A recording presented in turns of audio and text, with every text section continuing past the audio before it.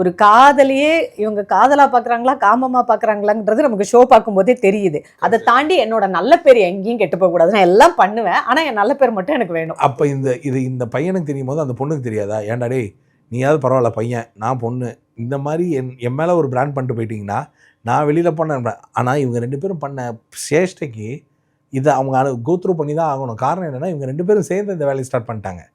சரிங்களா? So now it's not someone can come and say fingering. அது கமருதீன் வந்து உன்னால தான் அப்படிலாம் நீ வந்து என்ன க்ளோஷர் வாங்குவ? யோ நம்ம 2 சேர்ந்தா அதை பண்ணோம். இப்போ கமருதீன் மனசுல எல்லாமே பார்வதி பத்தி ஒரு வில்லனிக் கேரக்டரு, நீ செல்ஃபிஷு, யாருமே உங்க கூட வந்து ட்ராவல் பண்ண முடியாது, இவ்வளோ கம்ப்ளைண்ட்ஸ் வச்சுட்டு எப்படி சார் இவ்வளோ க்ளோஸாக பழகவும் முடிஞ்சது? என்னைக்குமேங்க பழகும்போது இவ்வளோ கம்ப்ளைண்ட்ஸ் வந்து இது ஹஸ்பண்ட் அண்ட் ஒய்ஃபு எல்லா விதமான ரிலேஷன்ஷிப்லேயும் இருக்கிற காமனான பாயிண்ட் தான். நிறையா பாயிண்ட்ஸ் உள்ளுக்குள்ளே ஓடிக்கிட்டே இருக்கும். ஆனால் ஒரு பீக்கான சண்டை தேவைப்படும். அந்த சண்டையில தான் கொட்ட முடியுமே தவிர அப்பப்போ அடி ஆழத்துல என்ன நினைக்கிறாங்கன்றத அந்த சண்டையில தான் கொட்டுவாங்க. புரிஞ்சிக்கவே முடியும். ஓகே நீ உள்ளுக்குள்ள இவ்வளோ வச்சிருக்கியா? இப்போ நமக்கு அப்படித்தானே தோணுது.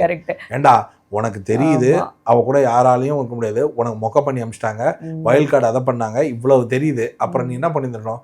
ஒன்று இருந்தா ஒரு எப்பவுமே கேட்பாங்க பார்வையா உங்களுக்கு பிடிக்கும் அப்படின்னு. அவக்கு ஒரு என்ன சொல்றது, ஒரு கலப்படமான நல்லவனா இருக்கிறத விட சுத்தமான கெட்டவளா இருக்கா. எனக்கு ரொம்ப பிடிச்சிருக்கு. I like this dialogue. நிஜமா அதுல என்ன இருக்கு, அவளுக்கு வந்து she wants to be of non fake. Yes.